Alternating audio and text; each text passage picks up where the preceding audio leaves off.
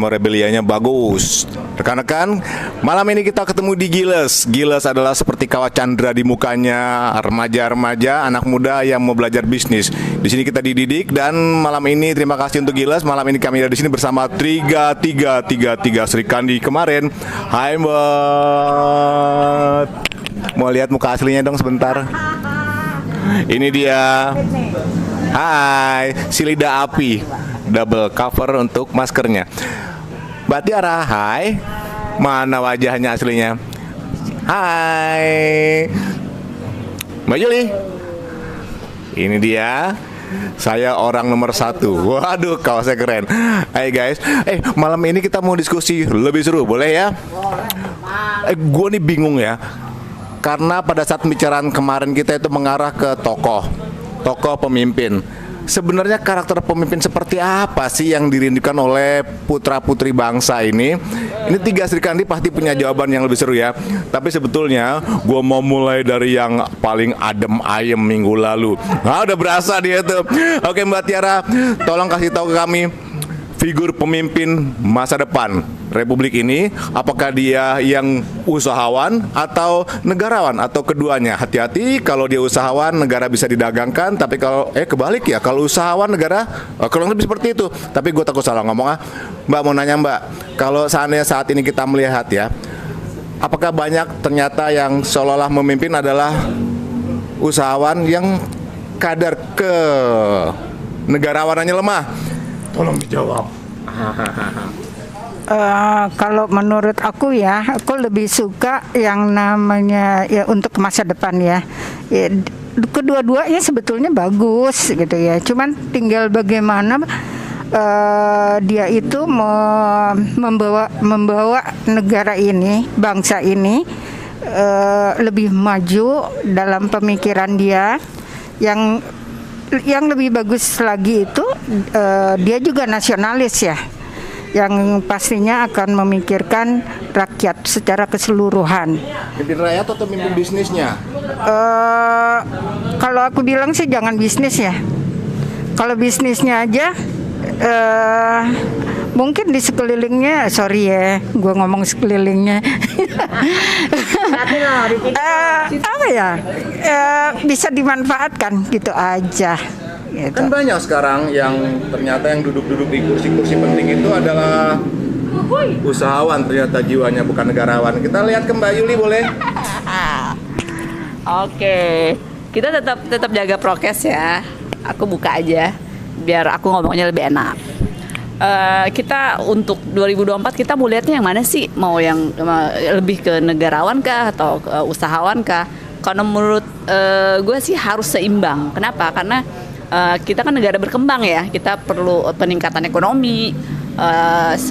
Kenapa kita harus orang yang negarawan? Karena kita tahu sendiri kita kan Bhinneka Tunggal Ika, beragam budaya yang ada di kita itu harus seimbang dengan peningkatan ekonomi kita. Jadi intinya harus ada keseimbangan lah gitu loh. Apalagi yang paling utama yang secara dasar yang harus pemimpin di 2024 yang harus dia punya adalah ideologinya harus mendasar, yaitu Pancasila. Tetap Pancasila. Pancasila ya. Yes. Coba pinjam. Kalau menurut si lidah api, bagaimana sebaiknya yang memimpin Republik ini mungkin dari sekarang atau hingga masa depan, figurnya seperti apa sih? Apakah usahawan atau negarawan atau keduanya atau ada pendapat lain? Gini, dia boleh usahawan dan dia juga bisa menjadi negarawan ya. Tapi gini, kalau mau sih ngeliat track recordnya aja dulu deh. Waktu dia menjadi usahawan seperti apa? Waktu dia menjadi negarawan seperti apa? Gitu. Track record yang kita lihat bukan hanya 1 atau 2 tahun sebelumnya, mungkin 5 atau 10 tahun sebelumnya, gitu loh. Kita ngelihat track recordnya dia. Di dalam memimpin suatu negara itu kan kita juga mesti ada kayak memanage ya, memanage, dan itu ada di dalam skill usahawan. Tapi bernegara itu ada juga skillnya bagaimana tentang ketatanegaraan. Nah itu mesti bersinergi atau sinkron gitu loh.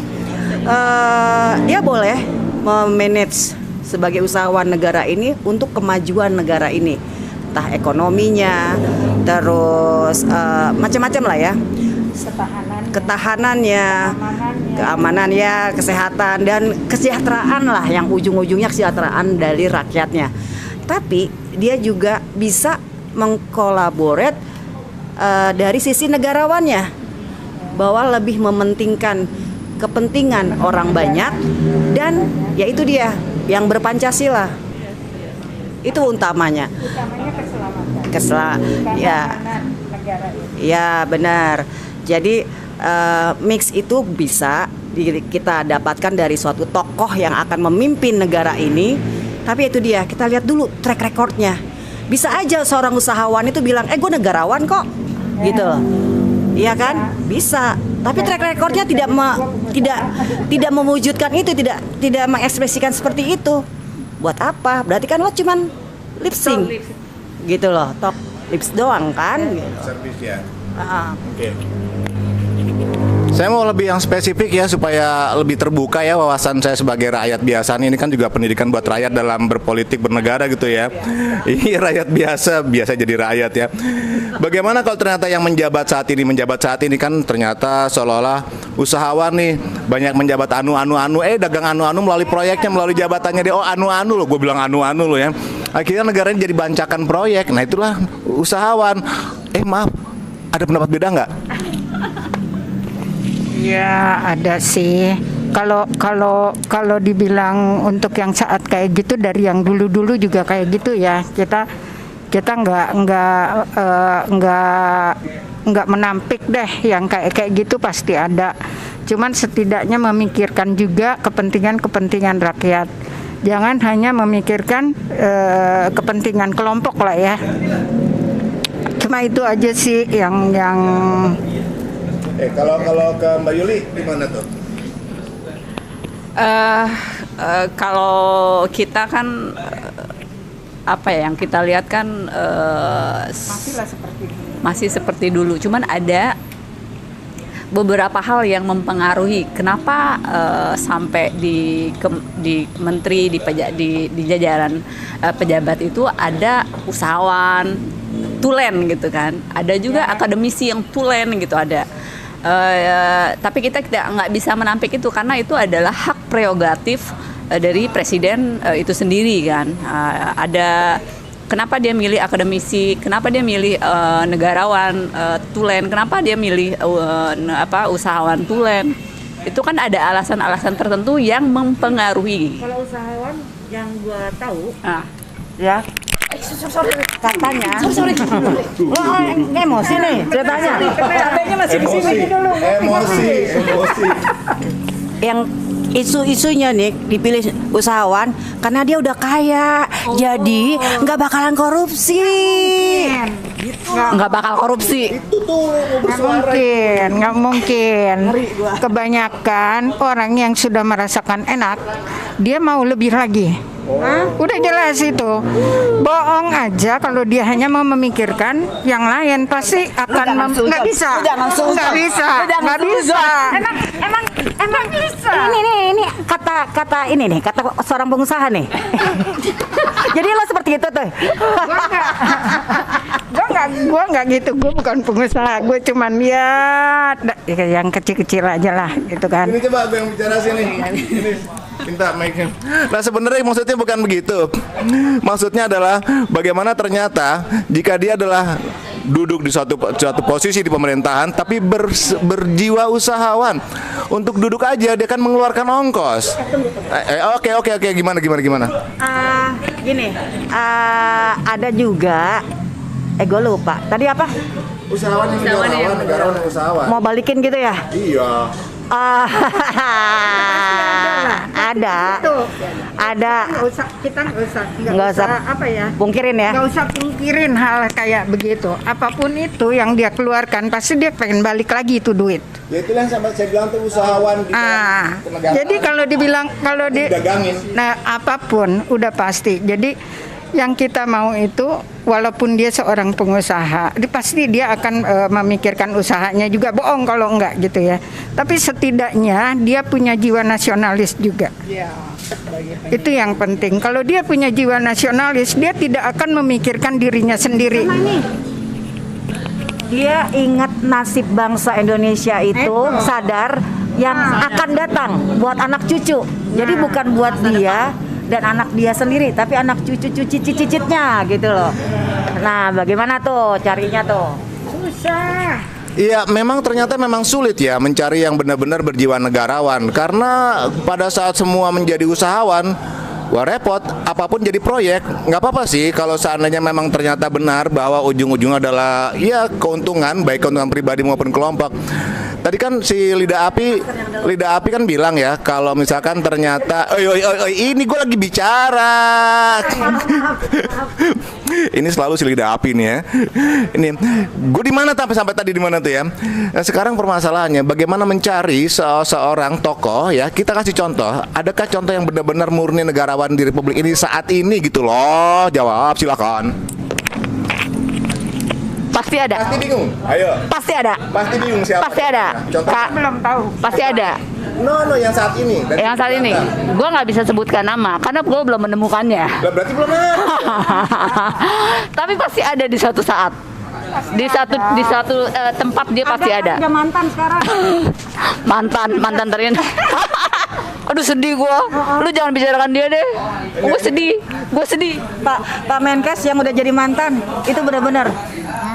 Itu negarawan yang usahawan. Negarawan yang Enggak. ilmuwan akademisinya ya. Ya akademisi ya. Jadi maksud saya bukan dalam posisi seseorang itu adalah akademisi atau praktisi yang diposisikan sebagai orang yang dalam pengurus negara. Maksud saya berjiwa usahawan. Usahawan adalah jiwa usaha ya. Pengusaha. Satu lagi negarawan yang benar-benar peduli terhadap rakyatnya. Selain beliau yang sudah tadi mantan, siapa lagi contohnya? Oh kan ada pendapat lain kah? Seorang pemimpin itu yang bisa tahu tujuan dia menjadi seorang pemimpin itu apa, bagaimana mencapai tujuan itu. Jadi dia ya harus bisa memanage dan juga seorang negarawan nasionalis berpancasila. Tapi yang pasti Dia tidak tahu siapa yang akan ya, dia rekrut. dan tujuan itu tidak bergeser, gitu loh. Tadi Mbak Tiara mau bicara tuh. Yang pasti dia tahu siapa pendukungnya dan apa tujuannya. Dia juga Jangan sampai kita udah dukung-dukung ternyata kita juga dirugikan. ya, yang penting itu curhat, Bo. Apa ya? Enggak, gue bilang jangan Dia sampai. yang pasti itu dia tahu tujuannya. Kedua, dia tahu siapa orang-orang yang akan dia rekrut, yang akan membantu dia menuju sampai tujuan yang dia maksud itu. Sini. Ini kan kita lagi belajar, mengajar, mendidik, terdidik, memberikan informasi ya. Tolong bantu saya. Yang benar-benar negarawan yang ngurusin Republik ini siapa? Selain Pak mantan tadi, Pak dokter tadi ya. Siapa? Boleh. Berarti kan itu hanya satu contoh yang kita kira bagus ya. Berarti kan sebenarnya kan kita miskin figur, miskin tokoh. Ayo ngaku ayo. Nggak miskin sih kalau dilihat dari reaksi masyarakat saat ini. Kita bisa ada di media sosial tuh nggak 1, 2, 3, 4, 5, 6 yang udah naik loh namanya sebagai figur di 2024. Salah satunya yang Jawa itu, yang dari Jawa itu itu bukan Kotile. Pokoknya itu tuh itu paling rame itu. Gue nggak tahu ya. Tapi paling gue pengen gitu loh. Gue pengen coba seorang pemimpin tuh dari wilayah Sumatera, misalnya dari daerah apa yang lain gitu. Gue kebayang gak sih? Lu kebayang gak sih? Bisa lah. Bukan orang Jawa gitu, orang Arab gitu maksudnya. Jangan. Lu maksudnya entar dulu. Orang Arab maksud lu yang mana nih? Jujur nggak lo? Nggak boleh, lagi di penjara. Kalau gua nggak ada. Kalau untuk yang itu gua kalau diarahkan ke orang Arab gua masih ragu-ragu lah ya. Itu mestinya memang. Yang pasti gua tuh sekarang ini ada bayangan. Gua nggak perlu sebutin namanya. Gua ada bayangan, tapi tetap gua harus tahu dulu siapa pendampingnya. That's it. Ntar dulu, gue mau nambahin satu lagi. Gue tadi belum selesai nih ngomongin. Kebayang nggak sih lu kalau presidennya dari Sumatera gitu kan? Diam dulu. Kebayang nggak sih lu dari Sumatera gitu kan? Sebelum hilang nih, Apa ya? Kalau misalnya gitu loh, presidennya Jawa, kan udah. Terus wakilnya dari luar Jawa, kan sudah pernah terjadi. Jawa mulu. Iya kan? Sekarang nih harus presiden cuma dari Sumatera, dari luar Jawa gitu kan? Wakilnya bolehlah dari Jawa gitu kan? Siapa? Seru kali ya. Siapa? Kalau orang Siapa? Sumatera, lu kebayang nggak sih kalau kita orang Sumatera gimana? Pecat itu dia. Pinjam sini. Iya ini menarik ya, makin seru ya. Sebentar kita nikmati keributan di antara mereka. Mike tengah. Salam ini ya, tapi Horas. Nah, terus udah gini nih. Kau jangan macam-macam ya, pecat sudah. Lebih seru lagi kalau dari Ambon. Sajo-jo mulu. Lo tahu kalau ngomong balapan sama ombak. Sudah, jangan begitu. Pecat sudah. Oke, sudah. Kalau Rama seru loh. Kita baru 1, 2, 3 dia 1, 2, 3. Ya, itulah budaya kita, Bhinneka Tunggal Ika ya, Tanhana Dharma Mangrua. Nanti suatu saat Anda akan ketemu apa maknanya. Memang benar kita banyak perwakilan dari tempat-tempat lain juga yang siap untuk menduduki posisi-posisi penting di Republik ini. Kembali lagi, tapi siapa sih di antara mereka yang kira-kira yang paling berjiwa Pancasila? Siapa? Kalau gue sebetulnya ada sih ya orang Ambon. Gue demen banget. Sebutin. Gue nggak mau sebutin lah namanya. Sebutin. Enggak, rahasia. Lu emang suka banget sama orang Ambon, orang asal Ambon? Gue Maluku asli. Iya, yang Bukan. Pokoknya rahasia gue itu. Oh, Pigai. Bukan. Itu dari Irian, Bo. Gue lebih sekali-sekali orang Ambon gitu. Mamise sih. kalau gue ada orang dari Sumatera, dari tetangga. Gue kan kebetulan dari Jambi. Beliau dari Palembang. Itu Aceh kali. Salah, siapa? Rahasia. Coba dicari sendiri deh. Yang pokoknya ya, sekali. Abdul Somad. Lu macam sekali macam-macam tujah. Apa tuh tujah? Sini. Ini ngeri ya, si lidah api ini kadang-kadang suka sebut-sebut nama nih, entah sengaja atau memang sengaja sih. Bukan itu yang dimaksud. Suatu saat nanti bisa jadi itu adalah putra-putri Anda yang memimpin Republik ini pada masanya. Tapi syaratnya cuma satu, berdasarkan Undang-Undang Dasar 45. Pancasila adalah bagian dari jiwa bangsa kita. Nah, kira-kira di antara tokoh-tokoh tadi yang paling berpancasilais dan ada contohnya tuh apa? Pokoknya gini ya, kita nggak bisa sebutin sekarang, nantilah, masih lama. Dia mah kagak sabar dari tadi nanyanya tuh melulu. Kayaknya mau ngorek-ngorek mulu gitu loh. Itu rahasia kita. Iya. Jadi gini, pokoknya kepo.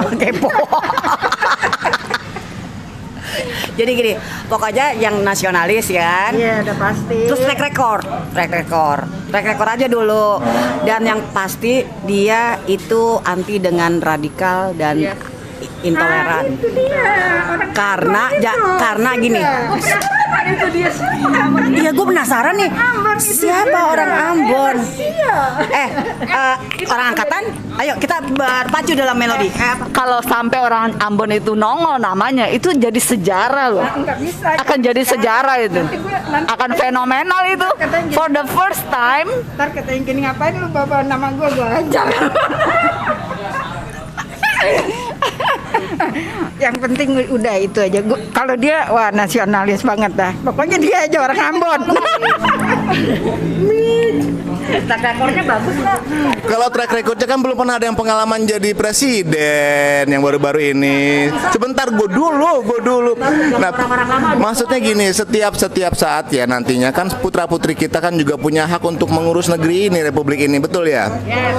Kalau track record kan mereka belum punya pengalaman, diberi kesempatan nggak atau kembali aja ke yang tua-tua lagi? Rekor itu adalah kehidupan dia berbangsa dan bernegara sebelum dia menjabat menyapres ya gitu. Jangan yang orang-orang lama lagi dia lagi. Ganti deh, kasih kesempatan bagi yang muda-muda. Terus udah gitu juga ya elah. Kita mau nyapres apa nostalgia sih? Kita tahu ya berdasarkan data Indonesia di posisinya berat sekali terkait dengan korupsi. Bagaimana kalau yang ternyata ya kita nggak tahu pendidikan korupsi itu didapatkan dari senior kita atau kita sendiri yang korupsi? Ya kita nggak tahu nih. Lalu untuk membebaskan Indonesia dari julukan seperti itu, apakah benar-benar butuh generasi muda yang memang bersih, yang benar-benar negarawan? Kalau itu ngeri ya. Kalau kita ngebayangin yang masalah korupsi ini ya, karena kita mencakupnya luas nih. Korupsi kita nggak bisa kenyataannya nih ya. Kenapa di 98 itu kan kita menurunkan di orde baru itu kenapa? Karena dia Korupsinya gila-gila. korupsi, rajanya korupsi gitu kan di sana gitu kan. Kita berharap setelah itu nggak ada korupsi, tapi kenyataannya Booming. kenyataannya Booming, Bo. nggak bisa, kita udah nggak bisa pungkiri itu gitu lah. Jadi dari mana dia mendapatkan pelajaran korupsi itu? Dari mana dia mendapatkan pelajaran korupsi itu? Tadi yang bilang kalau dia usahawan siapa, ngaku deh. Bukankah apapun namanya adalah korupsi? Kalau misalkan jabatan pun usahakan di proyek-proyekan, karena definisi korupsi ini kan masih blur ya. Apakah benar korupsi adalah penyalahgunaan kewenangan? Berarti dia duduk di pemerintahan pun karena ada proyek-proyek yang dia bisa menangkan, diusahakan. Gue mau nanya, tadi ngomong soal korupsi. Bukannya sekarang pemerintah itu ya udah bikin suatu aturan yang harus ikut tender lah gitu kan, ada pembanding gitu loh. Jadi untuk meminimaliskan korupsi itu, apa masih ada juga terjadi seperti itu sekarang? Masih ya? Tapi lu nggak tahu nggak kalau tender itu ada tender yang dikondisikan? sorry, gue takut diciduk nih. Paham nggak lu? Rahasia umum ya. Jangan ciduk gua loh. Jadi percuma dong. Ya, karena gini, Mbak pernah ada ini ya klien gitu loh. Oh nggak bisa Mbak, kita ikut tender itu masuk di dalam situsnya gitu loh, online-nya. Nanti di situ dimasukin, kita juga nggak bisa apa-apa karena nanti juga lewat panggilannya segala macam itu lewat online, langsung ke email perusahaan gitu loh. Nah, apakah itu kan maksudnya untuk meminimaliskan korupsi? Apakah itu tetap ada kebocoran? Tadi ada yang ucap data itu ternyata setelah reformasi makin jadi. Iya, ini gue mau menanggapi si Kambot punya ini ya, punya pernyataan barusan ya, opini barusan ya. Memang iya, kita secara online vendornya udah terprogram semuanya, masuk upload gitu kan. Tapi kita tahu nggak? Salah. Kita tahu nggak? Hah? Kita tahu nggak kalau program itu siapa yang bikin? Orang-orang komputer. Orang kan yang bikin.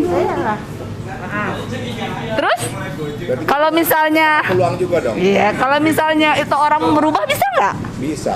Iya, sudah jawabannya gampang saja. Percuma dong teknologi nggak bisa dipercaya juga dong. Kasihan dong pemerintah kalau gitu dicurigain terus ya. Bukan begitu, bukan masalah dicurigain. Kalau curiga kan sebelahnya adalah nilai waspada ya. Kalau curiga kan seolah-olah negatif ya, kita nyudut ya. Nggak, kita waspada aja. Kewaspadaan itu dimulai dari diri sendiri. Pada saat korupsi itu terjadi, kita ngerti nggak sih Pancasila itu apa? Kita kembali ke Pancasila. Kalau kita mau Pancasila, ke Tuhan, menuju sifat Tuhan yang ada di diri kita. Boleh korupsi nggak? Mungkin bahasanya beda, karena korupsi itu untuk orang karyawan ya, karyawan yang baik dibayar negara ataupun kenyataannya seperti itu. Tapi kalau dalam usahawan itu namanya suap. ya. Bisnis is bisnis kalau menurut mereka. Swab itu swab. Ya. Nah, jadi untuk pendapat rekan-rekan sekalian, solusi masa depan sebenarnya apakah benar bahwa kita tuh harus melek memahami sadar Pancasila? Poinnya itu Pancasila. Gue ingat dulu waktu kita setiap masuk SMP, SMA, perguruan tinggi, itu kita ada yang namanya P4, pengenalan pedoman pengaman Pancasila. Itu ada 4. Gue ingat loh, gue masuk 10 besar loh. Ada sertifikatnya loh. Ada sertifikatnya. Jadi 10 besar tuh ada sertifikat piagam gitu kan. Kebetulan gue salah satu yang masuk ke 10 besar. Tapi jadi lu jangan meragukan Pancasilaisnya gue ya. Berdasarkan piagam. Tiara sekarang untuk generasi berikutnya. Kalau ya seperti yang udah pernah gue bilang ya, yang Pancasila itu anak-anak sekarang itu harus lebih mengenal Pancasila itu apa. Pengamalannya itu seperti apa gitu loh. Cuma kalau kita bicara tentang korupsi, barangkali gue ngomongnya sadis banget kali ya. Kalau gue sih lebih suka contoh aja Cina. Coba lihat bagaimana Cina, ya kan? Dor aja langsung. Sebelum didor bawa iring-iring tuh di Monas. Kita udah pernah zaman Petrus. Ya, itu jalurnya maksud gue gitu. Jadi gini loh, kalau untuk korupsi, gue mungkin pemikiran gue lebih sadis kali ya. Kalau gue Bukan pemikiran lagi, emang lu sadis. kalau gue tuh berpikirnya gini loh. Jangan mengingkarinya lah. Kalau untuk korupsi itu nggak akan selesai kalau yang hukumannya cuman ya kacang goreng aja lah gitu ya. Karena remisi balas habis selesai udah, hasil korupsi masih bisa dipegang. Itu kayak yang Itu ya. Kalau kalau menurut gue kalau koruptor itu 60% diskon. kita nggak usah kalau khusus untuk koruptor ya, kita nggak usah bicara HAM lah ya. Capek gue beneran. Jadi kita nggak usah bicara HAM. Begitu dia ketahuan korupsi, langsung aja arak 1 Monas keliling. Habis itu hukuman matinya siarin, dijamin kagak ada yang korupsi kayak Cina. dimiskinkan. Nah, 7 turunan. Nah, coba lihat tuh Cina Jaya kan sebentaran. Iya. Iya, kalau memang kita kembali ke topik awal ya, pemimpin antara usahawan dan negarawan, ternyata kita benar-benar mesti belajar ya. Belajar karena tipis sekali, banyak sekali negarawan-negarawan yang ternyata dalamnya adalah usahawan, apa aja didagangin. Suatu saat kita pernah tahu bawang putih hilang, harganya jadi naik ya, gula pasir hilang, macem-macem aja semua. Tapi ya sudahlah, itu suatu saat karena memang proses membaginya itu luar biasa, kita nggak tahu ya. Kita rakyat cuma berharap semoga Republik ini makin sehat nantinya. Sampai ketemu ya. Hai Bro Mustar, makasih tempatnya ya. Ini thank you. Ownernya. Ya, itu beliau ownernya. Ini Giles tempatnya, kita udah difasilitasi.